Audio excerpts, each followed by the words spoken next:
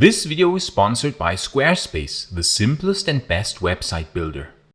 Did climate change cause the fall of Rome? Or in other words, how important a factor was climate change for the fall of the Roman Empire? This is certainly a fascinating question and one that for understandable reasons is of very high relevance in our current times. We know that the Roman Empire fell for many different reasons. It is absolutely impossible to pick only one single reason and say that Rome fell for this or that specific reason. It was a complex interplay of at least 10, if not 20 or more reasons that all acted simultaneously.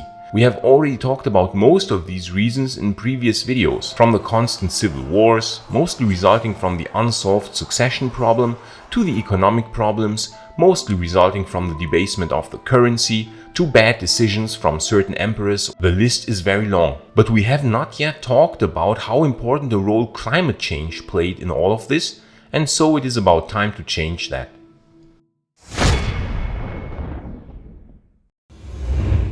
The fall of the Roman Empire is such an incredibly complex topic that understandably it is also one of the most oversimplified in all of historical sciences. This is quite understandable since we humans are pretty bad at understanding a complex interplay of dozens of different reasons all acting simultaneously. Thus, we would all like Rome to have fallen for that one specific reason. This one big reason that outshines all others in its sheer importance. And of course, as you can guess, everybody will have his or her favorite reason depending on one's own preferences or worldview. The economist will tend to attribute the fall of Rome mostly to economic problems, to the debasement of the Roman currency, resulting in huge problems for the empire. The virologist will say, nay, of course the huge pandemics played a much more important role in bringing down the empire. The Antonine, the Cyprian, and lastly the Justinianic plague. They are mostly to blame for the fall of Rome. Then the military historian will say, no, it was bad military decisions, of course, that brought down this mighty empire. So you see, you can always find your preferred reason and make a compelling case as to why that specific reason is the most important one. And so naturally, it was only a matter of time until climate change made it onto the list, because that phenomenon understandably preoccupies the minds of many researchers today. We live in a time where there is pretty conclusive evidence that the Earth is getting warmer on average, which of course worries quite a few people. Hence, a lot of research is done in that direction. So therefore, it was only a matter of time until climate change was analyzed in the context of the fall of the Roman Empire. And indeed, it turns out that climate change could have played an important part in that most devastating event of European history, that apocalypse which set back Europe technologically for 1,000 years. Now, how would we be able to analyze how the climate was during the times of the Roman Empire? Luckily, scientists have two very powerful tools in order to go back in time and try to restore how temperatures and other climate factors such as precipitation or air pollution were in historical times. One such tool is ice core sampling. This can nicely visualize how much of an impact the Roman Empire actually had on air pollution.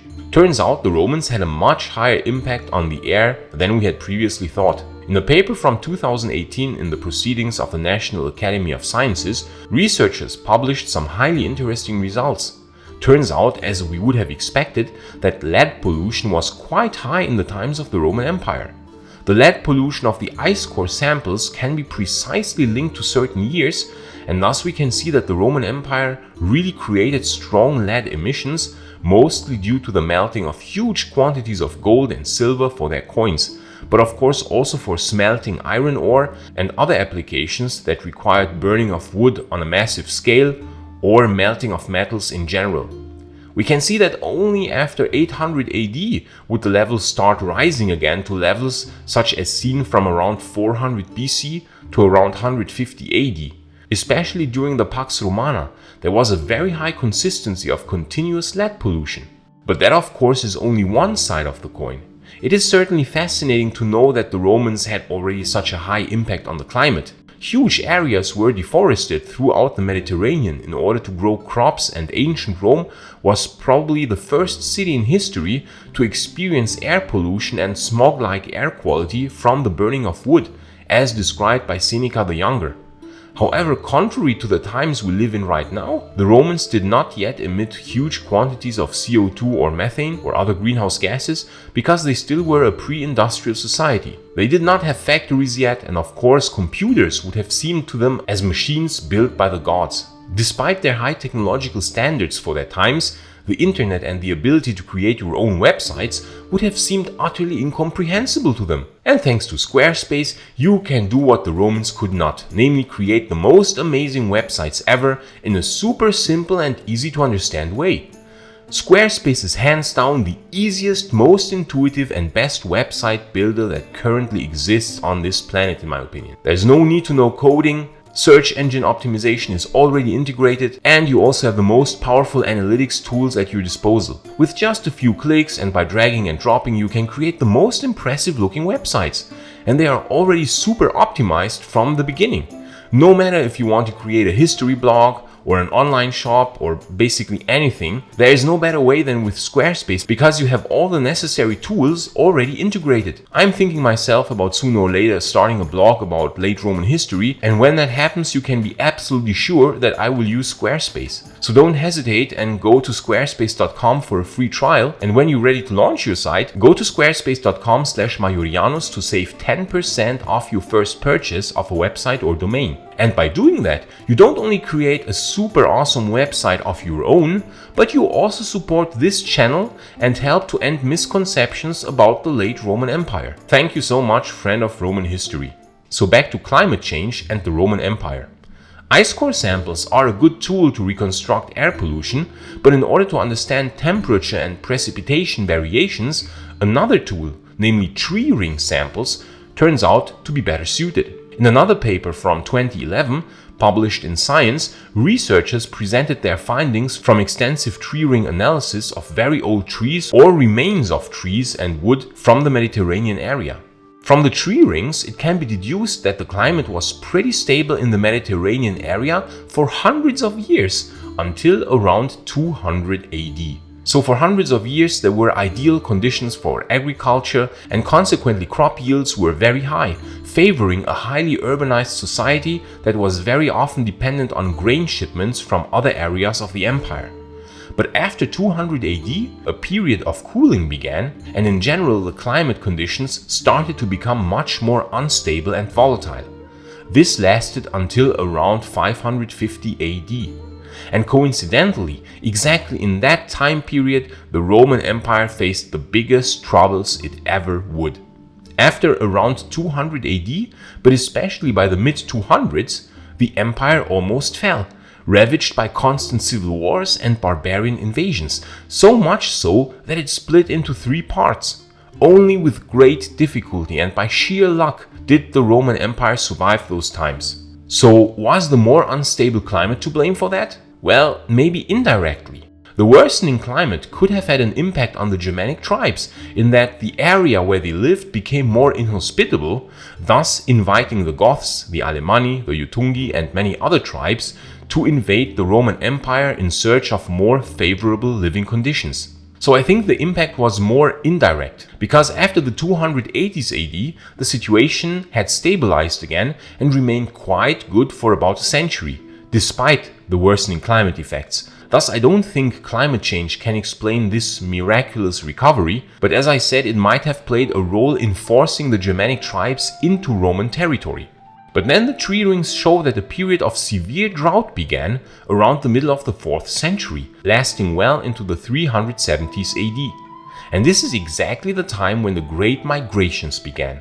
The Huns pressured westward from the area surrounding the Caspian Sea, which might very well have been initiated by droughts that made the land of the Huns much more inhospitable. Thus they went in search for better pastures, namely westward, and so they clashed with the Goths, who in turn fled from the Huns west and southward, which in turn set the chain reaction into motion that culminated in the Great Migrations.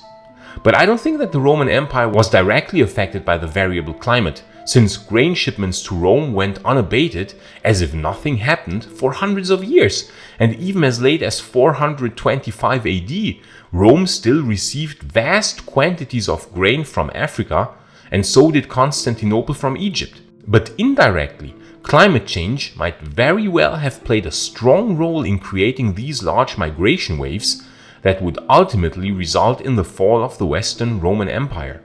However, after the West fell, there might indeed have been an occurrence where climate cooling took place that was so severe that it really did have a direct impact onto the Roman Empire, and not only an indirect one.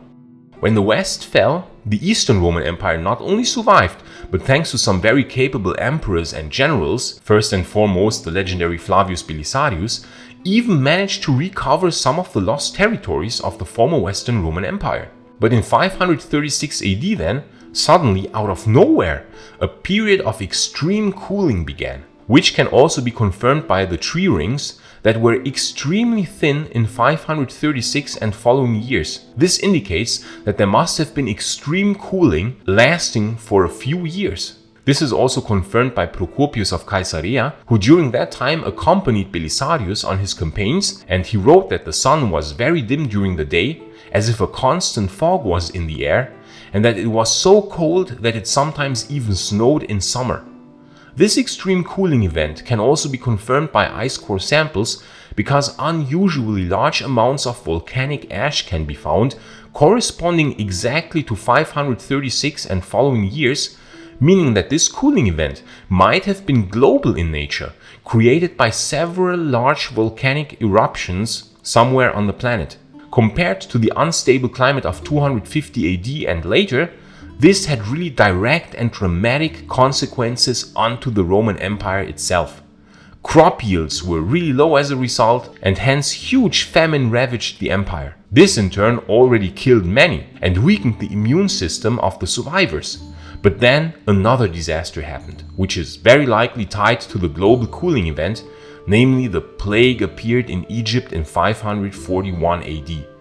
The Yersinia pestis bacterium arrived from possibly further east in that year and spread throughout the empire, lasting until around 549 AD, killing millions of people with their already weakened immune systems from the previous years of famine and cold.